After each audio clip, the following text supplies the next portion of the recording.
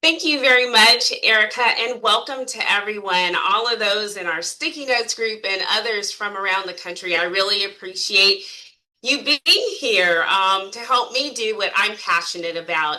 I created this group and I've been doing these workshops for over 6 years now as a way of giving back. This is my own personal community service. And my goal is to share all of the information I've received over my 30 plus year career in human resources management. And so I don't want to belabor everything too long, but we do want to get an idea about how you see workplace politics. So we would like to run a little poll for you. If can we run the poll?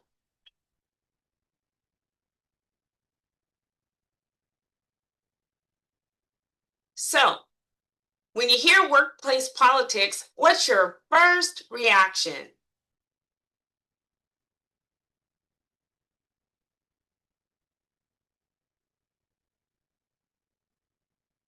All right.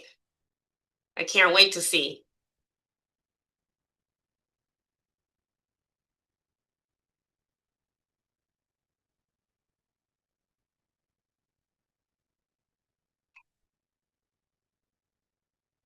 Couple more seconds. Ah, look at this. Okay. When you hear workplace politics, your first reaction is necessary part of getting things done. 15% of you, 32% said tricky but manageable. I have to be honest, I put myself there. Let's see, we came in at a higher rate, 35% draining and stressful. Okay, let's see if we can get you past the draining and stressful piece. And then I avoid it whenever possible. I hear that. I hear that. So let's get you some tools in this workshop that'll help you address workplace politics. So we'll go ahead and get started.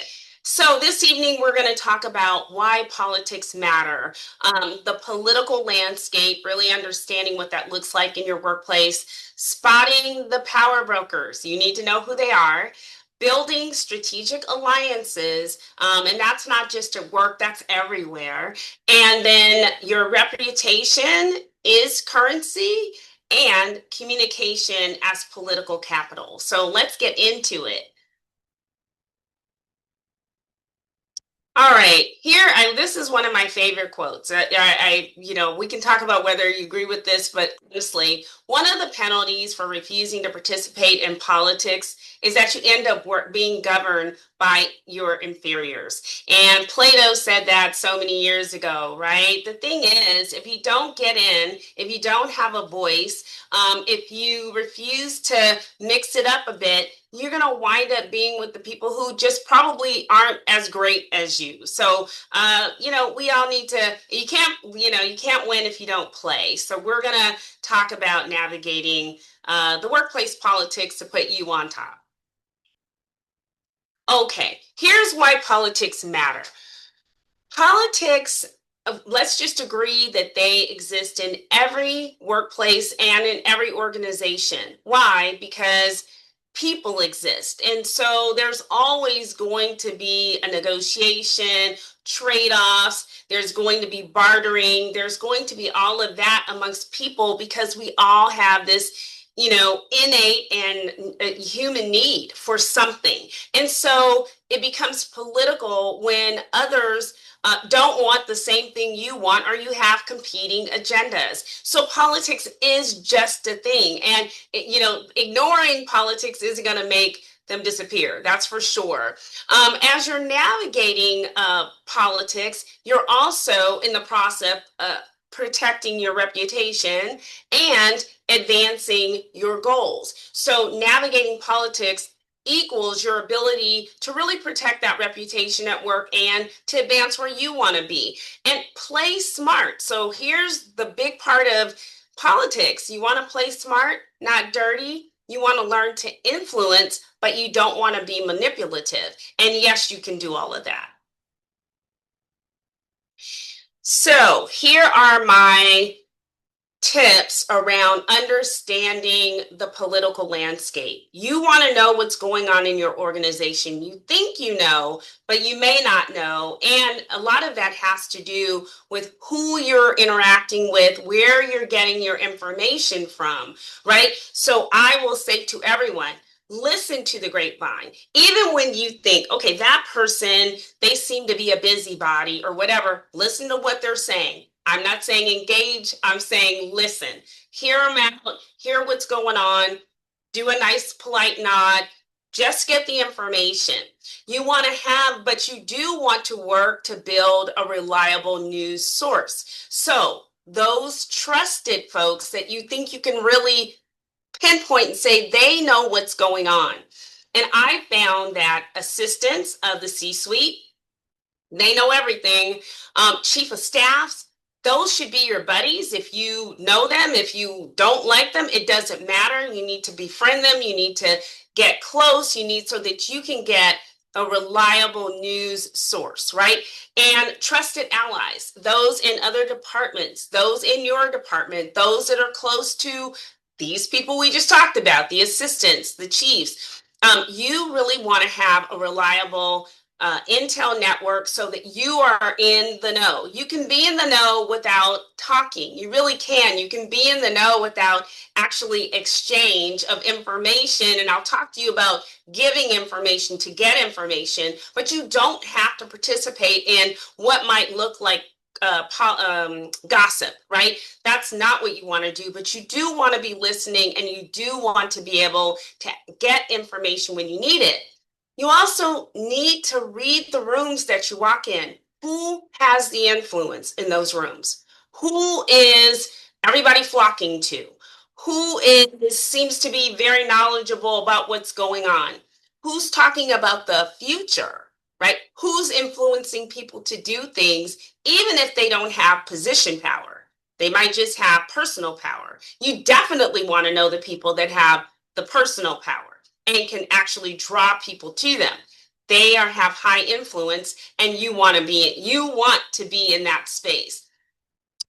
When you're in a meeting, when you're in a gathering of your colleagues, be sure to watch the side conversations. So it's about listening and getting the intel, but it's also about watching. Watch the body language. And yes, if you want to ask this question, if you want, you can do the same thing on Zoom.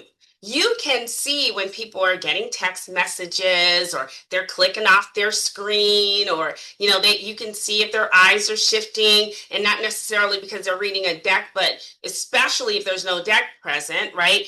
They're reading something, they're into something. You can see that. But I want you, if you're in person, watch the rooms that you go into, watch what's happening. Understand who is always talking to who. That's really important in terms of understanding the political landscape. And definitely the side conversations when a meeting is going on, look at who's having those side conversations. So here's the part where I do want you to talk. You can get information by giving something. So my rule is give something small so you can get something big.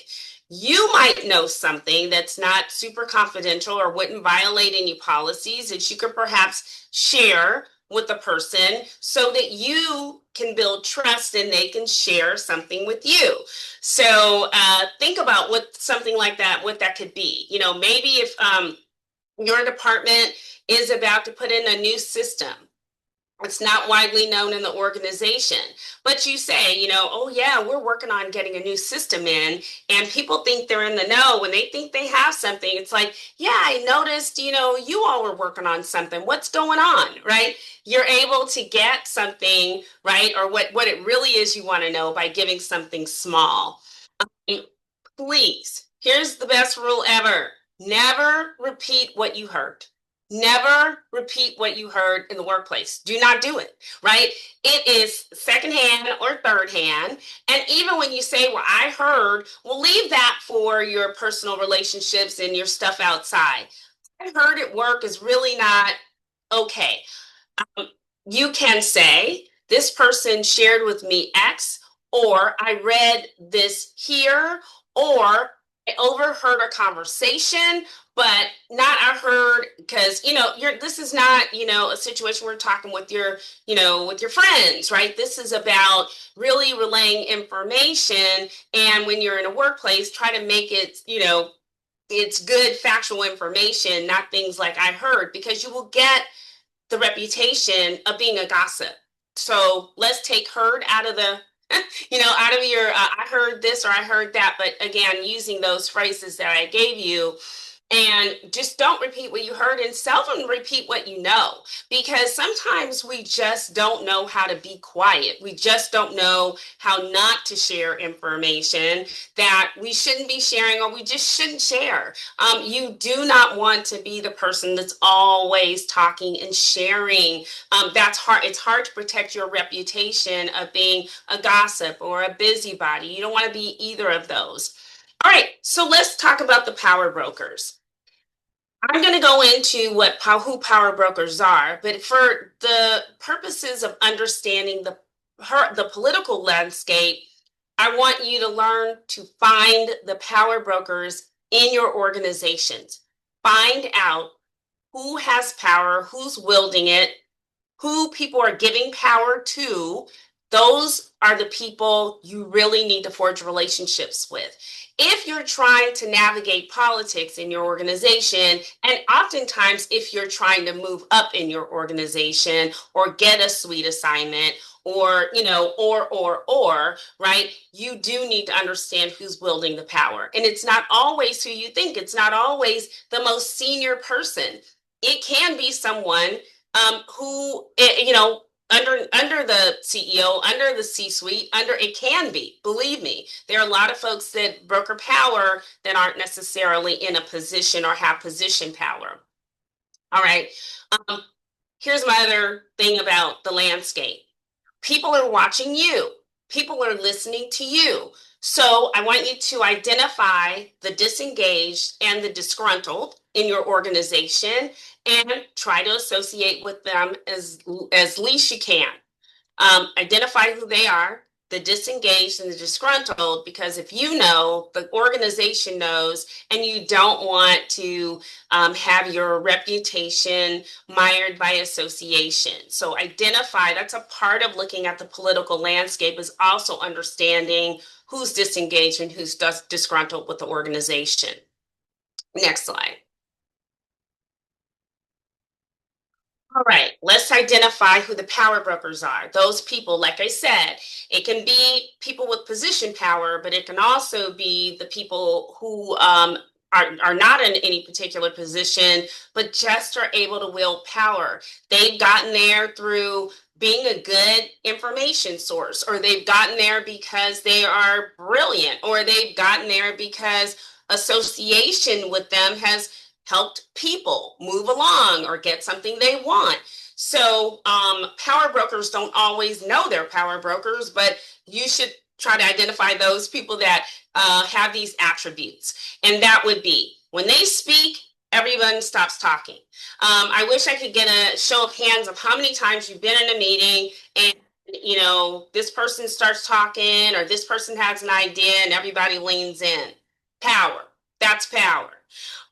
Someone provides a complete catch up for them. So you started the meeting's been going for 10, 15 minutes. They walk in, they sit down, very nonchalantly, and all of a sudden it's like, oh, let's catch them up, right? Let's oh yeah, this is what we were talking about. And then the rest of the group chimes in to make sure that this person gets completely brought up to speed, right?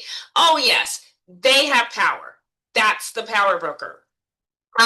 They can operate outside of the norm. So more time off. You notice that there's a lot more flexibility in their game. They can work from home when maybe others cannot work from home. They can miss meetings because guess what? Somebody's going to catch them up anyway, right? They know, or they've already called them. Those are the power folks. Coworkers say, how are you? How are you? We're going to sell this to them on this, So what they're saying is like, how are we going to convince this person that they should go along with our idea? They care. They care about how that person is going to react. They care about whether or not they're going to get support from that person. And again, this doesn't have to be, the leader of the team or the boss or the man. And no, this might be somebody else, but nobody wants to move forward unless this person is engaged. So, they're figuring out how they're going to sell it to them. And sometimes it can be the boss. It absolutely can. So projects get stalled if they're not around. Okay. So I'm trying to hit all the industries, but I do know in some organizations where you have project leads, right? Or you have project leads over project leads, right? Nothing goes forward without this person. Everybody has to ask. They have to get this person's opinion, blessing, although the nine, right? So those folks, when work actually stops or there's a pause for someone, they have power. And then for a leader in the organization, you want to watch all the leaders. Not all of the leaders have the power. Not all the leaders are the influencers, but you need to find among your C-suite or among your VPs, or if that's where you live, find out the ones that get, their team receives higher raises and more perks and is talked about, gets more recognition, XYZ, right? Their leader is the influencer. They're the ones with the power, and they're getting the lion's share for their teams. Think about that, right? And I think we sometimes just don't pay attention to, oh my gosh, why is it always finance? Why is it always HR that is getting recognized for things or getting to do things well? Because that leader of that organization, they probably have great results, but they're also a power broker. Okay, next slide. All right, why? Let me tell you something. Strategic alliances. So an alliance with someone that is strategic. Let's wrap it backward, right? Is so very important. So very important in navigating workplace politics. You need to support and be supported. What is the old saying? No man, woman is an island, right? And it's true. And I was having this conversation with a person today just about how important it is that there are people that will speak for you when you're not in the room. Not always to defend you, but sometimes to humanize you, to lift you up, to make people remember you so that you're considered for the next. That is really important. So the first thing I would say, support your boss publicly. Support your boss publicly. When you are in a meeting, when you are with your colleagues, when you are in the office, support your boss right now. If your boss is doing something egregious or a violation of, I'm not talking about that. I'm talking in the regular course of events, and also I'm not talking about if you just agree ideologically on something, well, you disagree. You need to work it out and talk it out. But when people think of you, you do not want them to think of you as someone who does not support their boss. It's not cute. It's not fun. Nobody really ever loves people who can't support their boss. And supporting your boss might be having some hard conversations with your boss. But what you don't want to do is be out there bad mouthing your boss to others, and especially their peer group. People weaponize, they use that against people. And so now you're wielding power that you don't really want to be wielding, right? You're being manipulative. You don't want to get that reputation, and you certainly don't want the reputation that you're not supportive. So that's the first alliance you really want to have, if you can have it, is the one with your boss. Work on that relationship. Work on getting a good mutual respect. And if you can't, then we can talk. It would be another session where we'd have to talk about how you unwind yourself, because there is a way to unwind yourself from what you're doing and who you're working with. There's a way to do it and still have have what you have, right? But for the purposes of understanding politics in the workplace, supporting your boss, number one. Support your coworkers. Speak well of your coworkers. If you do that, they will speak well of you. And the old adage, right? If you don't have something nice to say, don't say anything, because I'm not on here telling you to lie. What I am saying is, Support your coworkers if you can. Give an opportunity to say, they may be a complete failure, but you can say, oh, that was a really beautiful slide deck. I mean, there's something you can find to say, but those people who do that and support and lift up their coworkers publicly do really well, and they become really strong influencers and power brokers. So use that. That is political capital right there. And then build relationships with support staff. All right. I don't know if we have anyone that's in a support staff right on the call, but I am telling you, they know everything. They know stuff you're never going to know. And if you can build a relationship, not just for intel, but build a relationship so that they think highly of you, so too will they be able to say that to their boss, right? So if you're the one that wants to get an appointment or get in for a meeting with your boss or wants to get on the calendar, and every time you get frustrated with their assistant and you're like, well, I asked you last week, let me just say this to you. That will go a long way in you not doing well. Right? Because they talk about like so-and-so is like such a jerk when they call. They're never patient.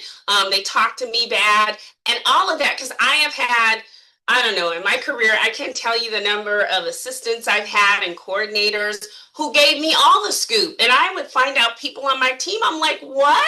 And it's like, yeah, just came and yelled at me and threw some papers on my desk and, is never nice. Oh, okay. And I had to think of them differently. And of course, I talked to them about it, but don't do that. I'm telling you that's a killer. And so you want to build the alliance with those people. And I have done that since I was like, got into business. Just because I like to talk to people, but, I found out that could be really helpful. And I also used to get the better appointments. So when I wanted to get in, I didn't have a problem. They would get my appointment on the books and I could get my work done and get my stuff done and get my point across or whatever I needed, I used to get. So that's honestly sports staff. And then, don't be afraid to take on projects that are extra or cross-functional, but I would say strategic alliance you can build is with others in the organization, not in your particular department. And when you build those cross-functional, sort of thing, that just builds your reputation. That just makes you bigger, right? And that also makes you an influencer. So you want to make sure that you're, talking to people across the organization. Find mentors and sponsors. So they are not the same. Mentors, as you know, they have in some way, they're senior to you, maybe in the work that you're doing. They're senior to you in terms of their time in business, or they've done something that maybe you aspire to do, and you should have someone inside of your organization or outside of your organization, but for this purpose is for political purposes inside. Find inside mentors. They do a really great job of helping you navigate the political field.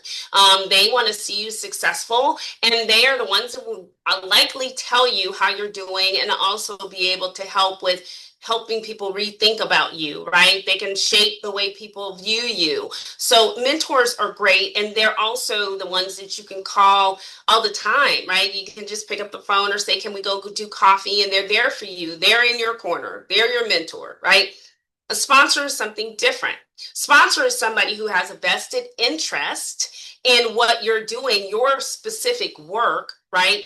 Who, because of what you do, really can help them. It's sort of a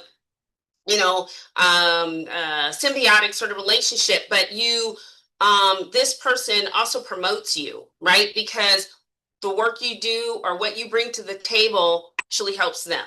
So you have a sponsor, somebody that's the term we're using, but they're the person that pushes, promotes you, kind of makes a path for you to be able to get the better assignment, or we'll say, I think this person would be great for this presentation, or this person would be great to lead this negotiation, or this person would be great for that promotion, right?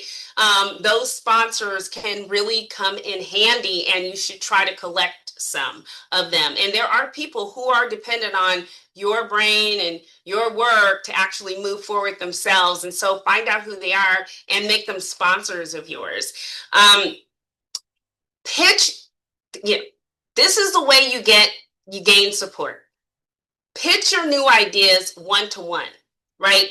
Don't do it in a whole, big wide pitches. And anybody that's here, in sales, they know if they can corner people, if they can get a moment on a one-to-one basis, it's better. So, if you're trying to navigate the political field and you know that there are people who don't want to see your idea come to fruition, or they have already said, no, I don't think that'll work, or whatever, best thing you can do is set individual meetings with the folks that are going to be able to say yes, and actually do it one-to-one. You build a stronger support network when you do that, because people in a group, you're like nodding and okay, and they walk away, they're half listening, they're also looking to see who else is, what what they look like, what their expressions are about it. But in a one-to-one setting, you have a much better chance of actually collecting those people who are going to support what you're doing, and they become alliances, right?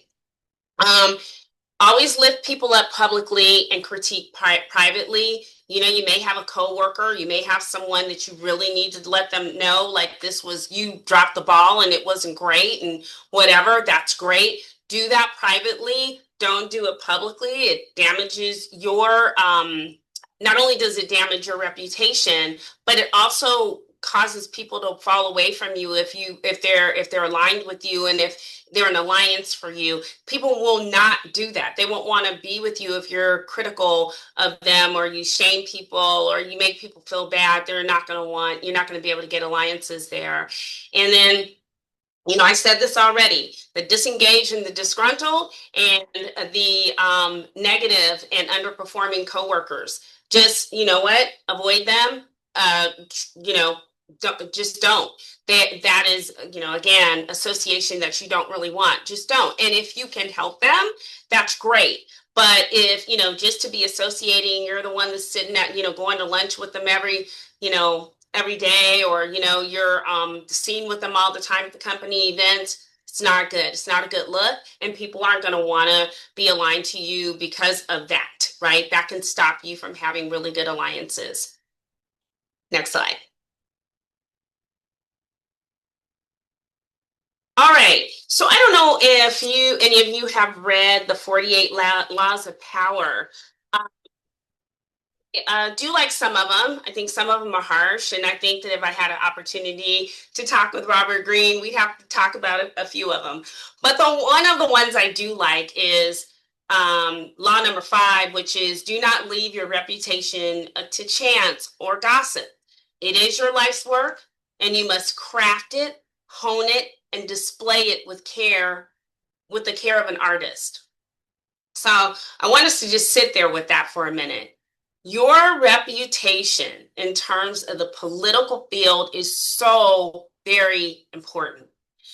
You really have to make sure you protect your reputation. I cannot say that enough, because a damaged reputation, it just puts up a roadblock for so many things, and it's very hard to unwind someone's perception of you once they've developed it. And so, yes, it can be done. You've seen people get rehabilitated in business. I've worked with whole companies that, repackaged us and got us together.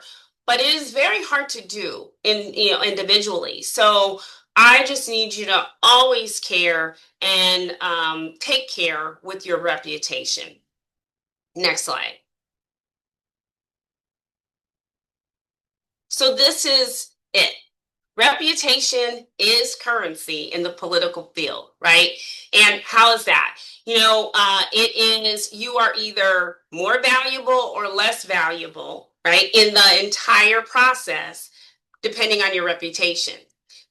The higher, the better the reputation. It's just like when we look at political candidates, right? The better the political, the better the reputation, the more favorable people see them, for the most part, right? You have a bad reputation, people talk about it, and they are talking about you, but they're not talking about you in a good way. So here's my little saying: watch what you say. Don't watch what you do and say. Don't give your power away. And I really, let me just explain that a little bit. Right, your reputation is important, and you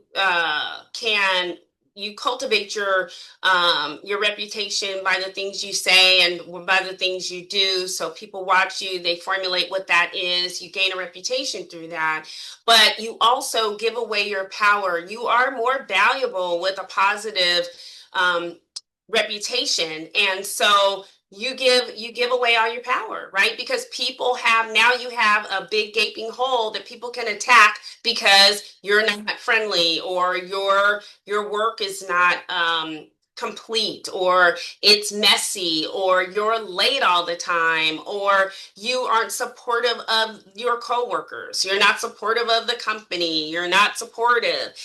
All of those things just leave you open. And so you really have got to watch your reputation. And here are a few tips: control your own narrative.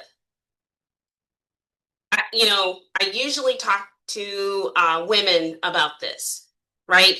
We tend to believe that we should wait to have the conversation. For some reason, we should wait. Something goes awry. Okay, well, I'm just going to wait. I'll talk about it later.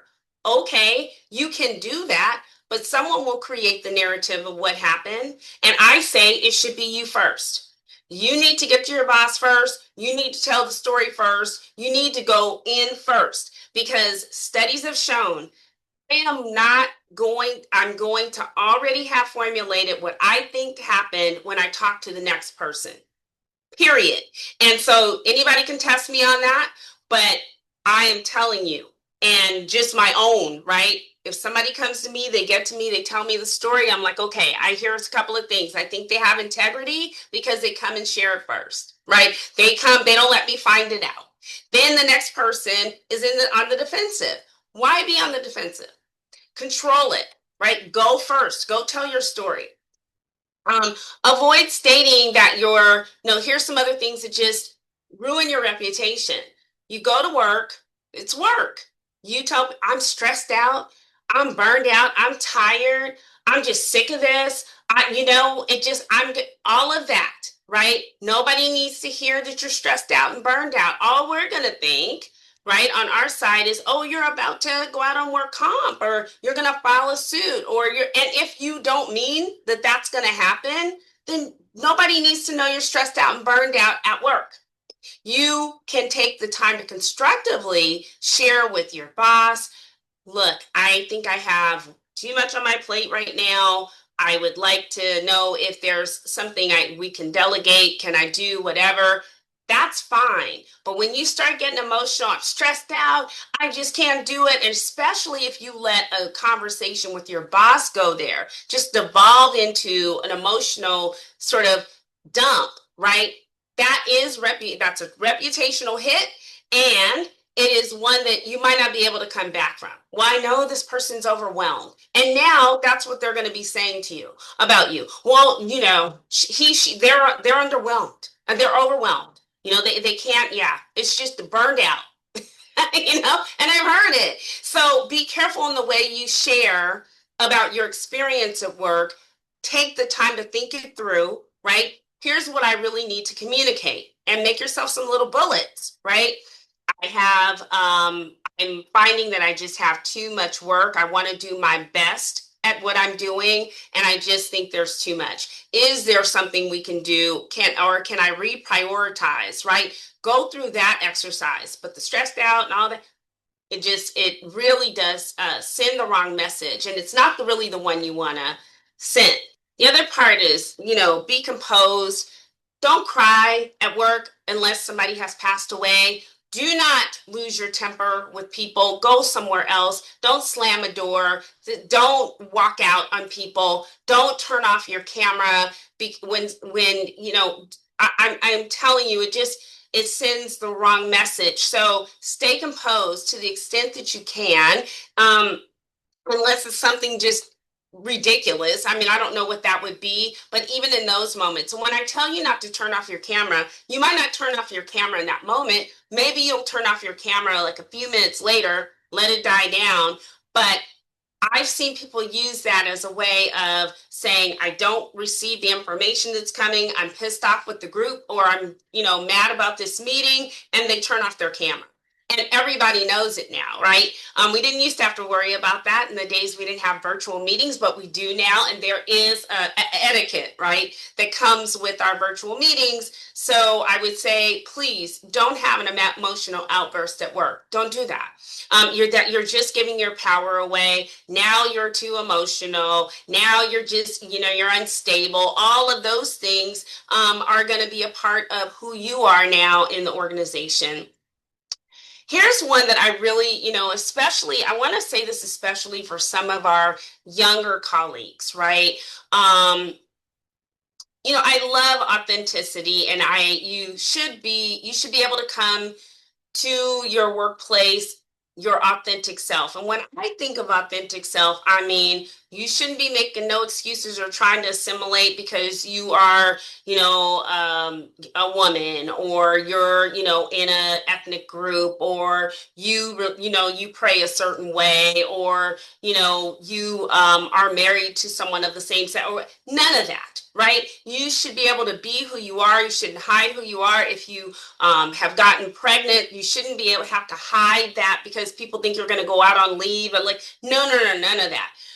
But sometimes I've had some of my younger colleagues overshare about, private matters, real shortcomings. Well, I just don't do that well. My brain doesn't function. I have attention deficit. I have blah, blah, blah, all of those things. I think there's a way to say, I try to keep myself active. You have to turn it around a little bit, because then people start labeling you with those things that you were sharing because you want to make sure that you can get help. But when you do that, if you need help, if you need to, take a mental health day, or you need to do something to help you keep you well, then get a private conversation with someone. Talk about that. Don't talk to that, talk about that with all of your colleagues. Find your boss, find HR, let them know what's going on so that you can protect yourself. But I've just heard a lot of oversharing in the workplace, right? In the break room. I'm like, really? Like, I don't think you want to do that, right? And then they'll come to me, a few months later. Oh, I wasn't asked to be on this project. Well, I overheard you, so that means 10 other people did, right? That, this might not be a good time for you, right? And I wouldn't say that, but I'm saying it to you all here. I also agree that I also don't believe in people sharing their personal and health issues around. What you can certainly do that with your boss. They need to understand that, and also human resources. But sharing personal health issues with colleagues and others, not really a good idea in the workplace, because oftentimes it'll get used against you, and it does deplete your power. Um, when you're out, these are just some things reputationally, again, that, make you risky. If you're out and you're at a company event and there's alcohol or whatever, drinking moderately at these work events, and, just it really, really important that Oh, yes. Really important that you don't, get intoxicated at a work event. Obviously, that's a quick way to just sort of either find yourself terminated, but also that'll become your reputation if you get to stay on. Oh, yeah, they drink a lot, whatever. And having been an HR person in the 80s, there was a lot going on, right? And I actually had to take my boss out of a work event. He had gotten very drunk, and so the whole company, had to witness me taking him out, and he was stumbling, and it was embarrassing. And they transferred him to another region because it was almost he couldn't come back from it, right? And just a couple of things about you don't want people to think you're I know what do you all say, like, I'm bougie and I like the the top of the line champagne, but when you're out and you're doing work events and you're at a work dinner, find something modest there, because that'll be a reputation thing for you as well. Oh, they're not conservative. They don't care about the company budget. Things have been tight and they ordered champagne and steak or whatever. Order that on your own time. Get some chicken, right? It's not your last supper. So I just keep saying, those are reputationally what I hear when I'm doing succession planning, right? It's like, yeah, they're not fiscally responsible. And I'm like, well, why? Well, you go out with them, they order, $300 meal. It's just crazy, right? And I'm like, wow, so they don't know how to handle a budget? Well, I mean, if that's any indication, they don't seem to care about the company's money. So I'm I'm in those rooms, right? Hearing those things that a lot of folks don't get to hear. And it always baffles me. And then, when the gatherings are over and the work event is done, get out of there. Don't be the last one. Don't hold up the rear unless you have to. My staff often has to stay later for company events. But if that's not your job, go early. Don't go at an appropriate time, or go early. Don't stay till the end. All right, next. Okay, and so then let's just talk about, this is the last piece, and then we have time for questions, and I'm gonna I really want to hear from you. So communication as political capital, right?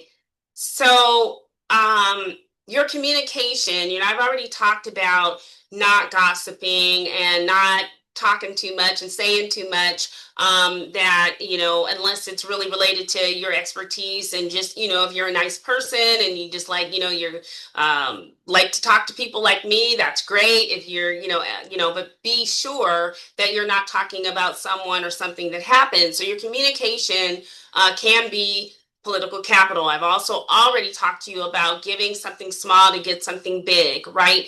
But clarity in what you're saying really does build trust. People figure if you're clear, you're telling the truth, you're invested in it, right? If you're clear.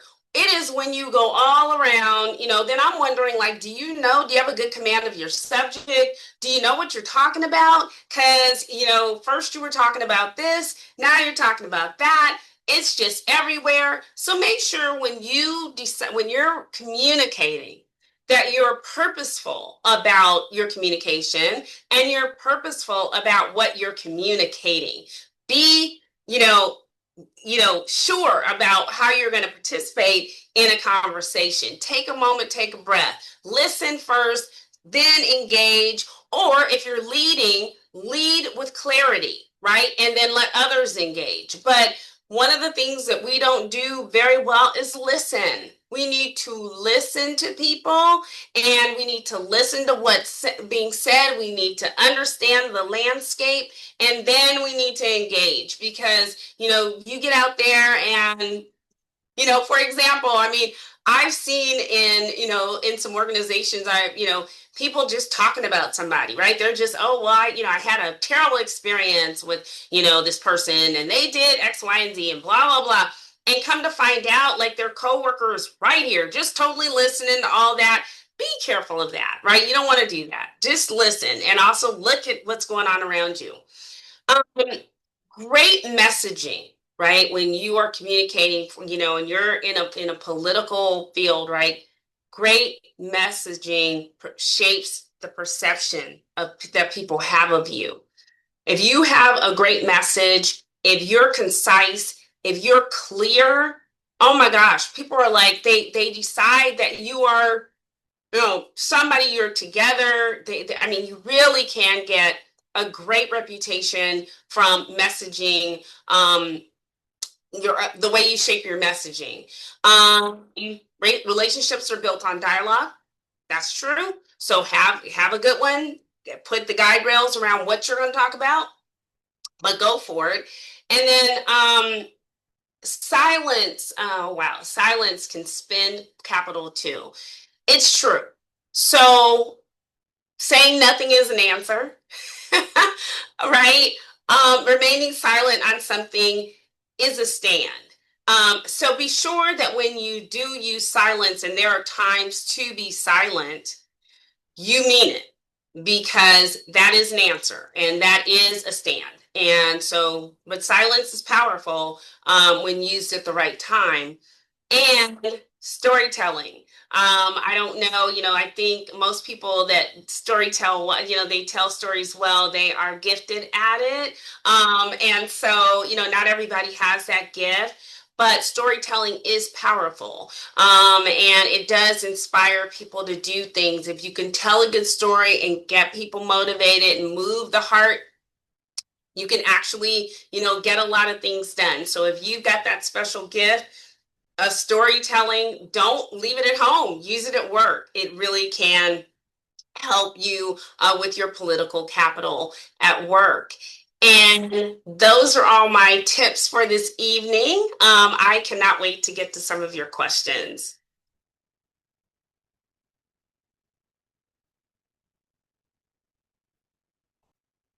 All right, where are we? Oh, here we are. Okay. What do we have, Whitney? Thank you. Thank you, guys. Of course. Good evening. We have quite a few questions here, so I'll go ahead and get started. With multiple generations now working side by side, how can professionals navigate differences in communication styles and expectations while still building trust and influence in the workplace? Yeah, I mean, that is becoming more and more of an issue because we do communicate differently. I have talked to a number of colleagues who feel like there ought to be in business a way to communicate. So they've reminded some of their colleagues about whether you're young or old, like what's appropriate in the workplace. So you're in a meeting and somebody, and it's a serious meeting, and the person's like, "Oh, okay, cool, I got that." Right? There is some coaching to that, because that isn't actually probably the best thing you want to say. Teaching and mentoring folks to be able to speak in a business setting, when it's really, that matters. Yes, you can be bilingual in that way, but that shouldn't be the way that you communicate the only way. So I guess I would say, I think if you are more senior to that person or you're older, you can mentor, because nobody's going to be able to move forward and up. You're still talking to, from a generational standpoint, the Xers and the boomers are still the ones that are the leaders today at this most senior level. So the expectation is there. So I think we help folks along. That's kind of the way I'd answer that. Thank you.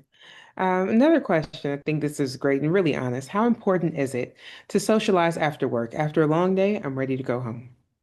Yeah, I think networking is very important. But if you're after work, you're tired, and it's just been a long day, you're not going to be networking at your best. So I think what you want to do is plan. I know I do this. I might not go this time. I'll go for the next one. I'll go when I know that my battery's charged and I can have a good experience and experience people well as well. So please don't feel obligated to go every time. Decide when you will, even decide what you're going to wear to work that day, and be ready to go out and network. But it is very important. Thank you. How would you suggest navigating a situation when your boss is the one who is not well liked or disgruntled and you want to maintain good relationships? Yeah, you maintain the best relationship you can with that boss, but that means that's when you don't sign up to your boss. Everything that's, happening. You have to, that really, it challenges you to be a much stronger associate, right? You have to stand in who you are, and you have to, if he's not exhibiting the right behavior, you should, right? No matter what he does, you're going to come, you're going to present, you're going to talk to people, you're going to be polite, you're going to, talk about how you enjoy the company or your work or your colleagues. You're going to continue to, in public, try to be supportive, but that's when you have to have that sort of your internal, right, strength to be who you are and not lean into your boss, because pretty soon your boss won't be there, for sure, right? But never repeat the things that person is saying to other people. I'm sure he's repeated that to people. I'm sure he said things that are out of the way. I'm sure he shows his disgruntledness. You don't want to do that. Don't take that on at all. Thank you. As a Gen X leader who was mentored by boomer women and taught to cry in the car, I often come across as unemotional and overly serious early in my leadership journey. How do generational expectations shape the way women leaders express or suppress emotion at work?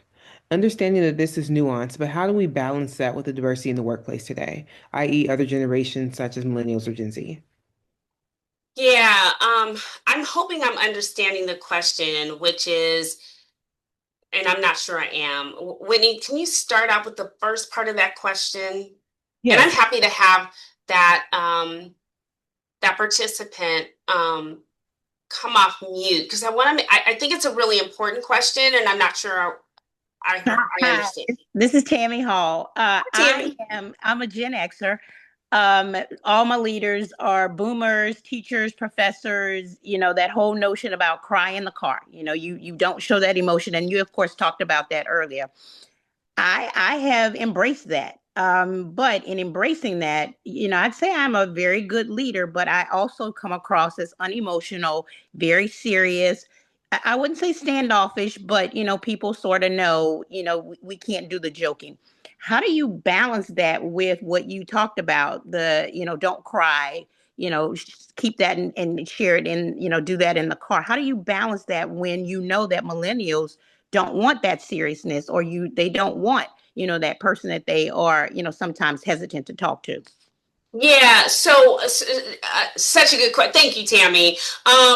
First of all, I do come from that school of, the emotion. I've just seen so many people, their careers tank around that emotionalism. And I can tell you that, as you know, you're an Xer and the boomers, we really push back on the, I don't feel safe here.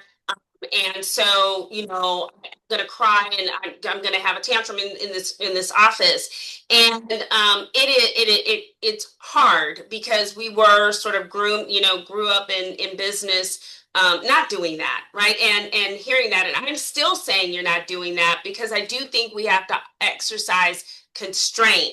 I know they don't like it, so I guess for you, Tammy, as the leader, you are not showing emotion. I think emotion is really important. I really am talking about the excessive, the tantrum, right? Or the Yeah. fact that have you forgotten you're at work, right? And you start crying and screaming and yelling, all of which I've had in my office, right?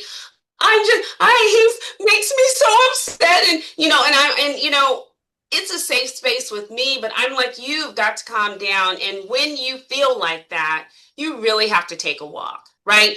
You can't walk through the hallway screaming, and you just can't. You're not going to be able to do that anywhere. I don't think that's proper decorum anywhere. But in terms of being compassionate, I do, Tammy, I am compassionate, right? Yeah. Um, Now, that doesn't mean that they may not have ruined their reputation as they were crying and screaming down the hallway, but I am compassionate about that. I do hear them out. I share with them any resources that we have, and I invite them to come back and talk to me about the challenges they might be having with their boomer ex or boss, right? Because I get it, right? We just, we're coming up in a different time. But the compassion is important in leadership and management. It really is. You have to do that. The screaming is something different. The crying and the tantruming is a behavior that really shouldn't be in the workplace, but we have to be compassionate and sort of work them through it. Yep. Thank you so much. Yeah. Thank you. And one more question. What common mistakes do newcomers make in their first 90 days that unintentionally hurts their credibility? Yes, I'm so glad. One of them in their first 90 days. So there's the person who comes in and tells you about where they used to work and how great that was. And oh, and I used to do this and I used to blah, blah, blah. And this was wonderful at my other company, but you're here, right? That's not in the first 90 days. You can lose any possibility of alliances and a strong network by bragging about what your other company did, because you're really telling this company your baby's ugly, right? And talking about how great you were. Well, they don't know how great you were there, but they want to see how great you are here. So that's one thing. don't talk about the past unless it's constructive. So in my role today, I might say, when as I'm, talking about strategy, and that's usually when I bring in other experiences, that's different. If we're talking strategy, I might say, at this company, we approach that issue like this, right? It's very well received then, right? Because it's like a data point, it's like research, right? So that's that's a way you can get around sort of the bragging about how great you were and how great the company was. The other thing is that this person walks in and makes assumptions about people or listens to people too early since they got there, and they react to people because they heard from the disgruntled person in the lunchroom who was the nicest person in the lunchroom to come talk to them. Now that's their buddy, and they actually act on what they've heard. Well, that Whitney, she is something else, and you just want to avoid her. And so you do, but you find out that Whitney is a power broker, right? That's a problem too. So, listening to people too early and acting on that. And I think the third would be just not taking in the whole political landscape, just not taking in what is around you in the climate. I think you have to observe for the first 90 days, do a lot more observing and listening than acting. All right. Well, thank you so much for the very informative workshop. And thank you for answering those questions that were in the chat. There were a few more that we didn't get to, but hopefully we can answer those in the future, We maybe will. at another session or in your sticky notes group. So, Thank you. everyone, thank you for joining us. I want to extend my gratitude to our host and presenter once again, Shelby Boagni. Thank you for your phenomenal presentation. And for everyone that's joined, if you have any additional questions or would like to connect with Shelby, I've included her contact information. As you can see, it's right there on the screen. There's a QR code as well as all of her contact information listed. It will be in the chat as well. If you're not already a member of Shelby Sticky Notes on Facebook, I encourage you to join for more career advice that truly sticks. On behalf of our Sticky Note team, thank you for spending this evening with us and have a wonderful night.